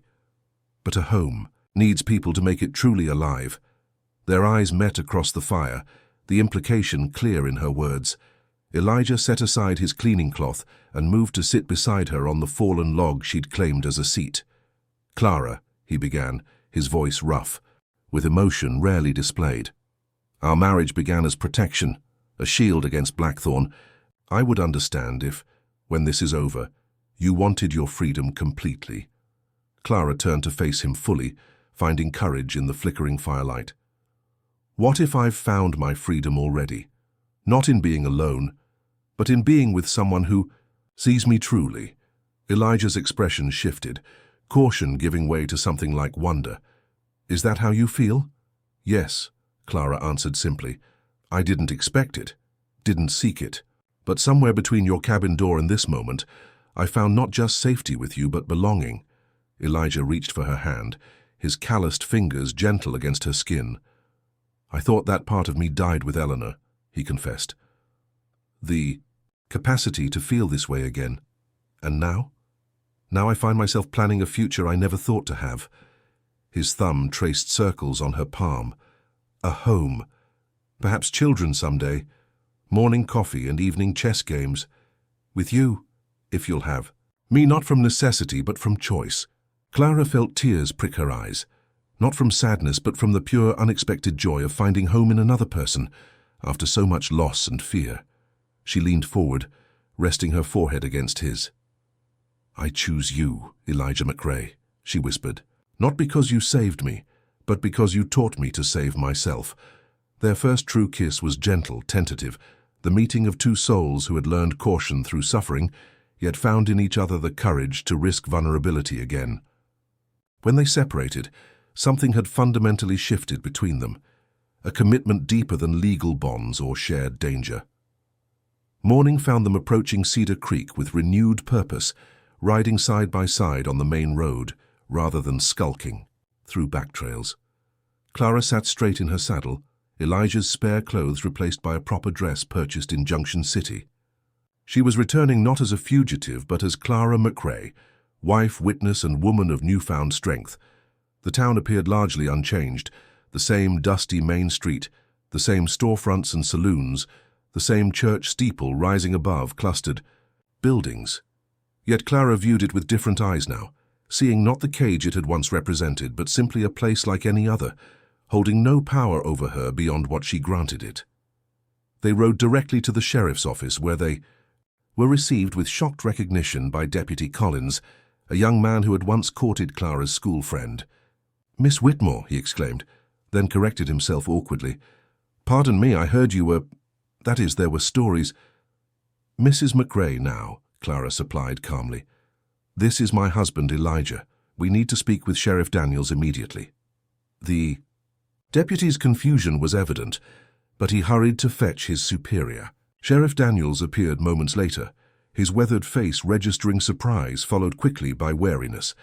"Well," he said, taking in the sight of them, "this is unexpected. Last I heard, Silas Blackthorne had a substantial reward for information about your whereabouts, Miss Whitmore." "Mrs. McRae," Clara corrected again, her voice firm. "And we're here about Mr. Blackthorne, actually. We have evidence you'll want to see." The sheriff's eyebrows rose, but he ushered them into his private office, closing the door behind them. For the next hour, Clara and Elijah presented their case. The documents, the pattern of abuse and murder, the corruption that had allowed it to continue unchecked. Sheriff Daniels listened without interruption, his expression growing increasingly grave.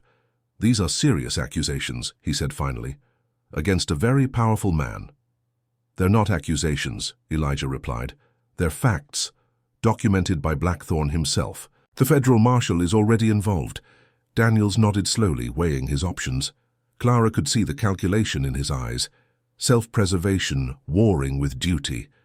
"What do you want from me?" he asked at last. "Protection for my sister," Clara answered immediately, "and notification to my father that I've returned with evidence that will clear his debts." "Blackthorne won't take this lying down," the sheriff warned. "No," Elijah agreed, "he won't, which is why speed matters now." By midday, arrangements had been made. Deputy Collins was dispatched to the Whitmore farm with a message for Clara's father and instructions to bring Ivy safely to town. Sheriff Daniels, convinced by the evidence and the mention of federal involvement, agreed to provide official protection until the marshals arrived from Helena. Clara and Elijah took rooms at the Cedar Creek Hotel under their married name, no longer hiding but establishing their presence openly. Word spread quickly through town. Clara Whitmore had returned, married to a former lawman with claims against Silas Blackthorne. Curious eyes followed them as they walked to the general store for supplies, whispers trailing in their wake. "How soon do you think Blackthorne will learn we're here?" Clara asked as they returned to their hotel. "He already knows," Elijah replied, nodding toward a rider galloping out of town in the direction of Blackthorne's ranch. "By nightfall, he'll be deciding how to respond." Clara felt a momentary flutter of the old fear, then pushed it aside. "Let him come," she said with quiet determination. "We're ready." As dusk gathered, a commotion in the street drew them to their window. Deputy Collins had returned, accompanied by a slender figure Clara recognized instantly despite the months of separation. "Ivy," she breathed, hurrying downstairs with Elijah close behind. The reunion on the hotel porch was tearful and joyous. Ivy, taller than Clara remembered and thinner, flinging herself into her sister's arms with a cry of pure relief. They clung to each other, the months of separation dissolving in the warmth of their embrace. "I knew you'd come back," Ivy whispered fiercely. "I told Father you would." "Where is he?" Clara asked, looking past her sister to the empty street. Ivy's expression clouded.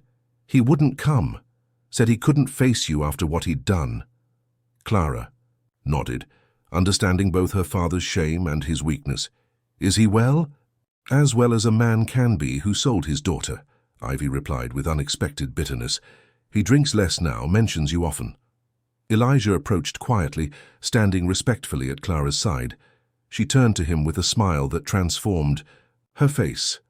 "Ivy, this is Elijah McRae, my husband." The younger girl studied him with frank curiosity. "You're the one who helped her escape. Who taught her to shoot?" Elijah nodded, a hint of amusement touching his eyes at her directness. "Among other things."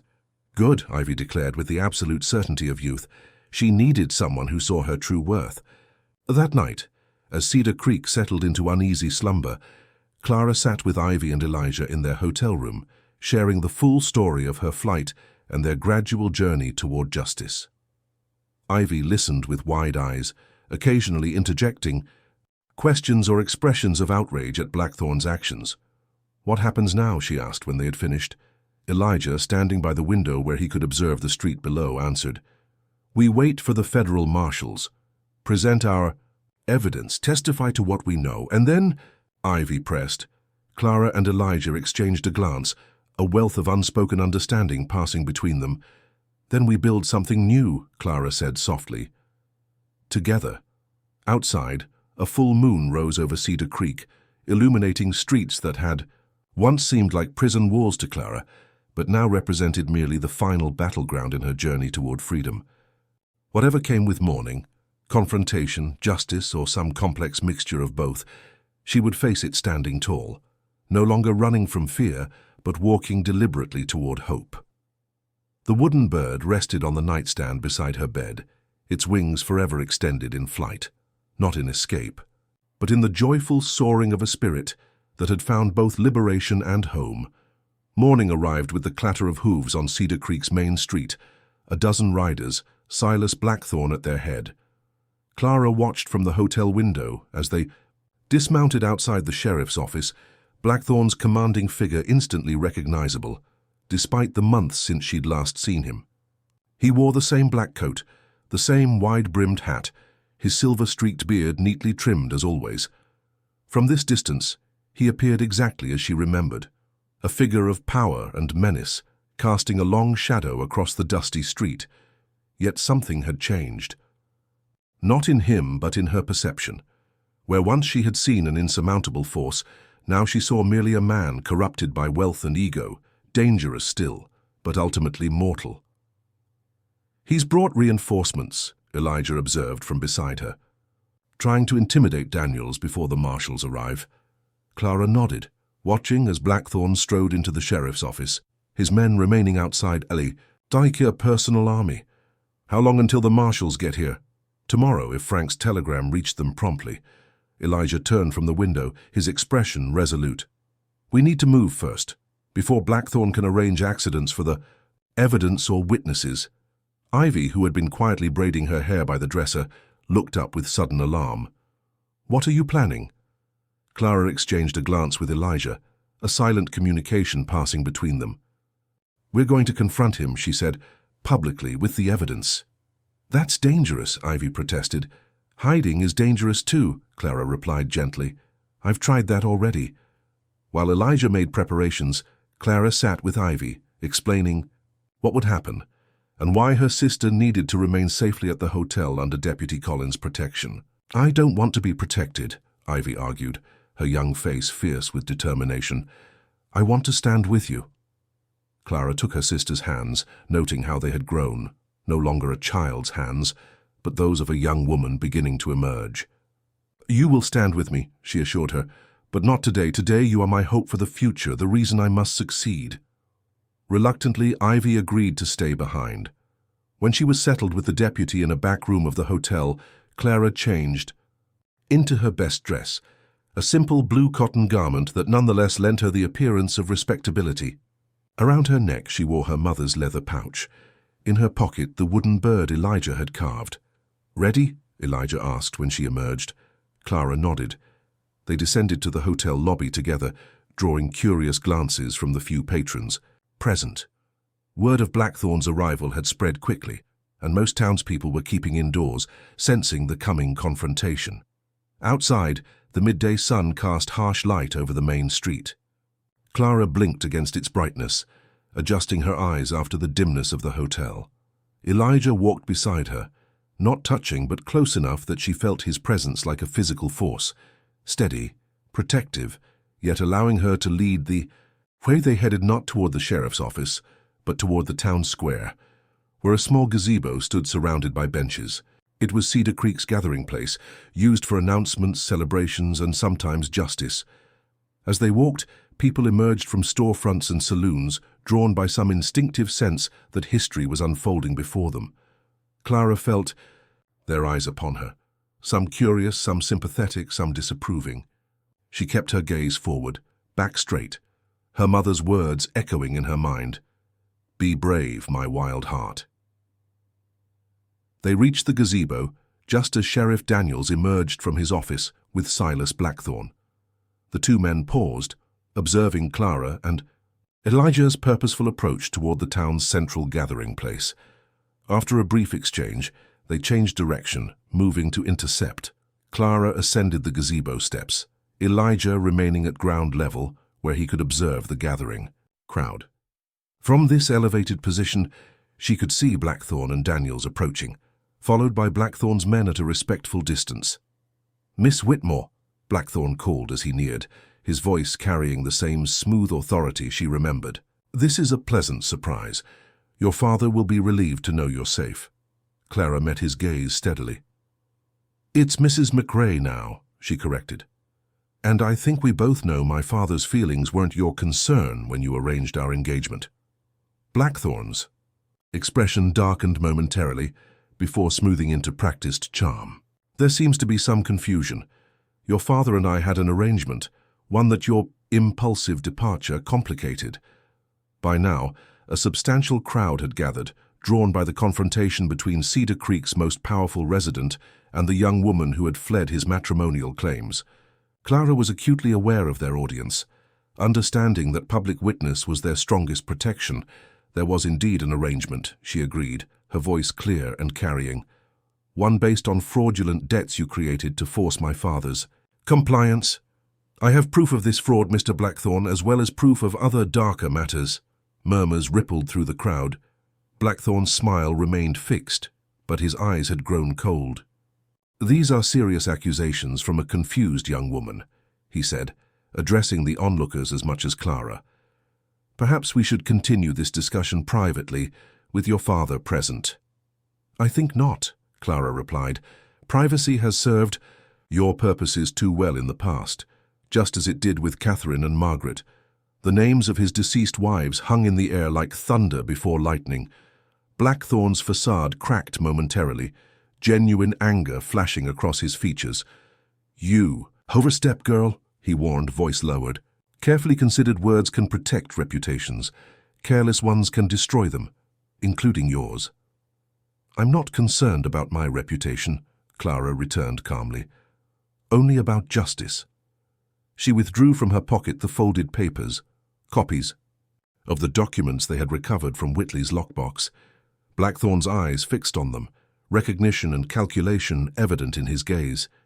"Sheriff Daniels," Clara called, "I'd like to formally present evidence of multiple crimes committed by Silas Blackthorn, including fraud, bribery of officials, and the orchestrated deaths of his previous wives."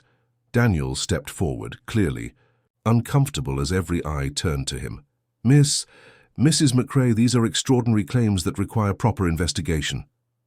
"The federal marshal is already en route," Elijah spoke up, his voice steady, "with authority to arrest and prosecute across county lines." Blackthorn's composure slipped further, his attention shifting between the papers in Clara's hand and the growing crowd of witnesses. "This is absurd," he declared. "A fabrication by a jilted woman and her paramour." "Husband," Clara corrected, firmly. "And the evidence is in your own handwriting, Mr. Blackthorn. Letters detailing payments for accidents, financial records showing how you manufactured my father's debts, correspondence with officials who looked the other way." Whispers surged through the crowd. Clara could see uncertainty on many faces. Blackthorn had been a fixture of power in Cedar Creek for decades, his influence touching nearly every family, in some way. Yet doubt had been planted, questions raised that could not easily be dismissed. Blackthorn seemed to realize the precariousness of his position. His gaze hardened as he turned to his men. "Enough of this circus, take them both." His men moved forward, but hesitated as several townspeople stepped between them and the gazebo. Not everyone, but enough. The blacksmith whose daughter had briefly worked in Blackthorn's house before returning home in tears. The widow whose small ranch had been foreclosed under suspicious circumstances. The schoolteacher who had been Eleanor's friend. Sheriff Daniels, reading the shifting mood of his town, made his choice. "No one's taking anyone, Blackthorn. Not until the federal authorities review these allegations." Blackthorn's face flushed with anger. "You forget yourself, Daniels. Who pays for your office? Your deputies?" "The citizens of Cedar Creek," Daniels replied, straightening to his full height. "Which I'm remembering clearly today." Clara watched the subtle shift of power occurring before her eyes. Not complete, not without resistance, but perceptible in the way people stood straighter, in the murmurs of support, in the gradual isolation. Of Blackthorn within the circle of community, he had long dominated through fear. Blackthorn turned his cold gaze back to Clara. "You've made a serious miscalculation, girl. Even if these fabrications cause me temporary inconvenience, you won't be safe. Not here, not anywhere my influence extends." Clara felt a familiar fear stir at his threat, but pushed it aside. "Your influence is built on secrets, Mr. Blackthorne. Secrets now exposed." She held the papers aloft. "Copies of these documents are already with authorities in Junction City. Others are hidden where your men will never find them. The truth doesn't vanish simply because you wish it so." Something shifted in Blackthorne's expression, a flicker of uncertainty that Clara had never witnessed before. In that moment, she understood that despite his wealth and power, he was ultimately a coward who preyed on those he perceived as weaker than himself. "This isn't over," he said, but the declaration lacked his usual conviction. "Yes," Clara replied quietly. "For you, it is." Sheriff Daniels stepped forward, authority settling on his shoulders like a mantle, long neglected but not forgotten. "Mr. Blackthorne, I'll need you to remain in town until the federal marshals arrive. Your men should disperse now." For a tense moment, it seemed Blackthorne might resist, but the calculation in his eyes was clear. Violence now, in front of so many. Witnesses would only confirm the accusations against him. With a curt nod to his men, he turned and strode toward the hotel, his back rigid with suppressed fury. As the crowd began to disperse, discussing in excited whispers what they had witnessed, Elijah climbed the gazebo steps to stand beside Clara. His presence was solid, reassuring, but he made no move to speak for her or claim any part of what she had accomplished. "You did it," he said simply. Clara released a breath she hadn't realized she was holding. "We did it, together." He shook his head slightly, a rare smile softening his features. "This was your victory, Clara. Your courage. I just followed where—" "Who you led?" Sheriff Daniels approached, his expression a mixture of admiration and concern. "That was either the bravest or foolhardiest thing I've seen in 20 years of wearing this badge," he said. "Blackthorne won't verify. Orget this humiliation." "No," Clara agreed, "but neither will Cedar Creek forget what they heard today." Daniels nodded thoughtfully. "True enough. Still, I'd recommend you both stay close to my office until the marshals arrive. Cornered men are unpredictable." As they walked back toward the sheriff's office, Clara felt an extraordinary lightness, not the giddy relief of danger past, but the steadier peace of having faced fear directly and found herself equal to it. The wooden bird pressed against her palm in her pocket, a reminder of how far she had traveled from the terrified girl who had fled into the wilderness months before. Elijah walked beside her, his step matching hers, their shoulders occasionally, brushing in a contact both casual and profound. They moved together as equals, partners in the fullest sense, a reality far removed from the arranged marriage Clara had once fled, yet connected to it by the strange, winding path that had brought her here. "What are you thinking?" Elijah asked as they reached the sheriff's office. Clara looked back toward the gazebo where she had finally confronted the man who had haunted her nightmares. "That some cages are of our own making," she said softly. "And that freedom isn't just about escape." Elijah's eyes held hers, understanding flowing between them without need for further words. Whatever came next, the arrival of the marshals, Blackthorne's prosecution, the rebuilding of shattered lives, they would face it together, no longer running from the past, but walking deliberately toward a future of their own creation. Spring came to Montana Territory in a riot of green, wildflowers erupting across meadows still damp with melting snow. Clara stood on the porch of their newly built cabin, breathing in the scent of pine and fresh earth. Behind her, the structure rose solid and welcoming, larger than Elijah's first hermitage, with windows that caught the morning light and a stone hearth built to withstand the harshest winter. 6 months had passed since the confrontation in Cedar Creek, 6 months of testimony and trials, of rebuilding and planning. Silas Blackthorne now resided in a federal prison, his empire dismantled, his influence broken by the weight of evidence against him. Thomas Whitley had turned state's witness in exchange for leniency, confirming every detail of Blackthorne's crimes. Clara's father, finally free of manufactured debts and Blackthorne's shadow, had found unexpected strength in his daughter's courage. Though their relationship remained fragile, Healing had begun through honest conversations and shared meals. He had even contributed to the building of Clara and Elijah's new home, his carpenter's skills employed in crafting the sturdy front door and window frames. Ivy now attended school regularly, thriving under the tutelage of Eleanor's friend, Miss Harmon, who had established a proper academy for girls in Cedar Creek, using funds from Blackthorn's seized assets. At 16, Ivy already spoke of becoming a teacher herself someday, perhaps in one of the reservation schools where education was most needed. As for Clara and Elijah, they had chosen this place deliberately, not too far from town for connection, not too close for comfort. A plot of land where forest met meadow, where they could build something that belonged fully to them, shaped by their own hands and vision. Wool gathering again? Elijah's voice came from behind her, warm with affection. Clara turned to find him. In the doorway, sleeves rolled up from the morning's work. The months had softened him in subtle ways. The lines around his eyes now formed more from laughter than grimness, his posture more relaxed without being any less vigilant. "Just appreciating our handiwork," she replied, gesturing to the garden she'd begun preparing. The young fruit trees they'd planted, the stable where 2 horses now resided, instead of just thistle. Elijah moved to stand beside her, his shoulder, brushing hers in the casual intimacy they'd developed.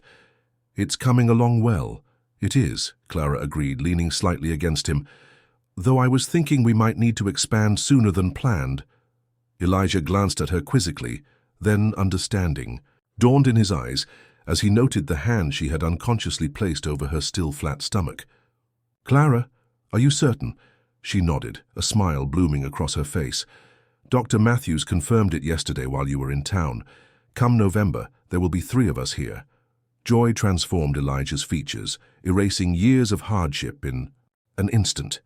He drew her into an embrace both gentle and fierce, his face buried in her hair.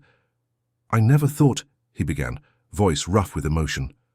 "I know," Clara whispered, understanding all he couldn't say. After Eleanor's death, he had believed certain doors forever closed to him, happiness, family, future, just as Clara had once believed herself destined for captivity rather than choice. When they separated, Elijah's eyes were suspiciously bright. "November," he repeated, as if testing the word's reality. "We should build the cradle soon. And another room eventually." Clara laughed at his immediate practicality, so characteristic of the man she had grown to love. "There's time," she assured him, "though I've already started knitting blankets." They spent the morning in shared labor, Clara tending her seedlings in the garden, while Elijah completed the shelves that would hold their growing collection of books. By midday, they paused for a simple meal on the porch, watching clouds drift across the vast Montana sky. "I received a letter from Frank yesterday," Elijah mentioned, passing Clara a cup of tea. "Junction City is growing. He's considering running for mayor next year." "He'd be good at it," Clara observed. "He understands the balance between justice and mercy."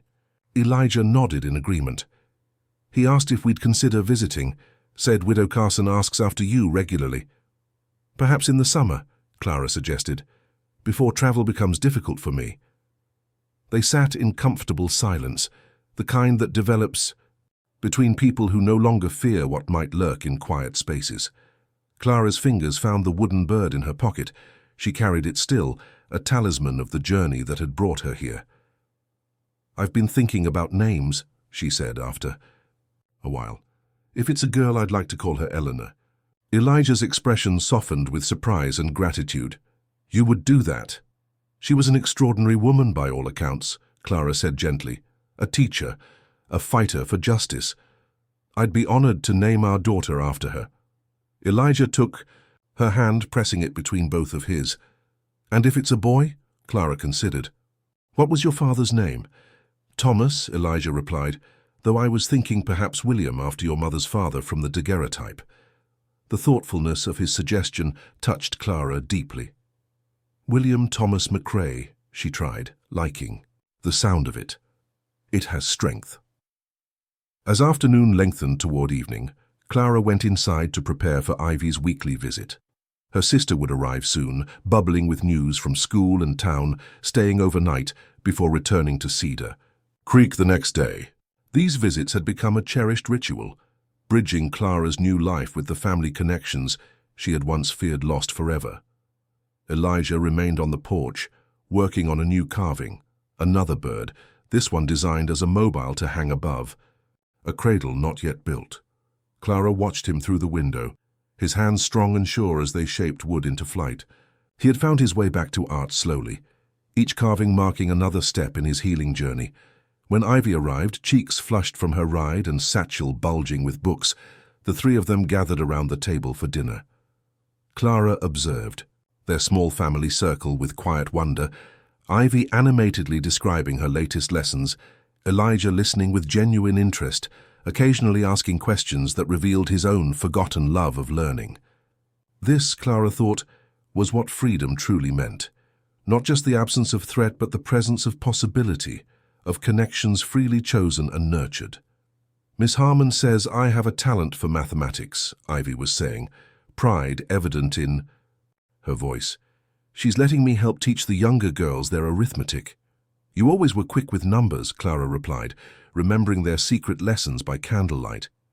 Even when Father said it wasn't proper for you to learn. Ivy's expression sobered momentarily. He asks about you, you know. Each time I visit him. Clara nodded, accepting this information without the sting it might once have carried. And how did you answer? I told him you were building something beautiful, Ivy said simply. That someday, when he's ready, he should come see it for himself. After dinner, as twilight gathered around the cabin, Clara shared their news. Ivy's squeal of delight echoed through the small house as she embraced her sister, then Elijah, already calculating when she would become an aunt and planning all she would teach her future niece or nephew. Later, when Ivy had retired to the small guest room and Elijah had gone to check the horses one final time before bed, Clara stood alone on the porch. Stars emerged above the surrounding pines, brilliant in the clear mountain air. She breathed deeply, one hand resting on her abdomen where new life grew, the other holding the wooden bird Elijah had carved for her during their flight. The bird had become more than a talisman. It was a physical embodiment of her journey, from terror to courage, from isolation to connection. Its wings, forever extended in flight, reminded her daily that freedom wasn't merely escape, but the power to choose one's direction, to soar rather than simply flee. From her pocket, she withdrew, her mother's leather pouch, opening it to touch the familiar contents, the silver thimble, the faded daguerreotype, the small piece of paper bearing those words that had guided her through darkness. Be brave, my wild heart. Clara smiled, recognizing how fully she had grown into that exhortation. The wild heart her mother had recognized in her had found not just courage but purpose, not just safety but home. The sound of Elijah's footsteps returning from the stable drew her attention. He approached quietly, respecting her solitude but offering his presence should she desire it. Clara turned toward him, extending her hand in welcome. What are you thinking? He asked as he joined her, his arm slipping naturally around her waist. About journeys, she replied, and how rarely they lead where we expect. Elijah's gaze followed hers to the night sky, where the moon rose golden over the eastern ridge. Regrets? He asked softly. Clara shook her head. Gratitude, she corrected. For every step of the path, even the painful ones, they all led here. They stood together in comfortable silence, watching as moonlight transformed their small homestead, the garden waiting for summer's fullness, the cabin glowing with warmth from within, the future stretching before them like an unwritten page. In her hand, Clara held both symbols of her journey, the pouch containing her mother's legacy of courage and the wooden bird representing freedom found rather than freedom sought. Together they formed a complete circle, connecting past to future through the solid reality of the present moment. Come, Elijah said eventually, his voice gentle in the darkness. Tomorrow comes early. As they turned toward their home, Clara felt the child within her, too small yet to make its presence known through movement, but present nonetheless, a promise of continuation. She thought of Eleanor, whose memory would live on not just in a name but in the values Clara and Elijah would teach their child: courage, justice, the worth of every person regardless of power or station. Inside, the cabin welcomed them with the lingering scent of pine and the soft crackle of the fire Elijah had built earlier. Clara placed the wooden bird on the mantel, where it caught the firelight on its outstretched wings. Beside it, she set her mother's pouch, opened to reveal the handwritten note inside. No longer a desperate plea for courage in the face of fear, but an affirmation of a truth already discovered and embodied. Clara had found her wings, had learned to soar rather than merely survive, and now she would teach others to do the same.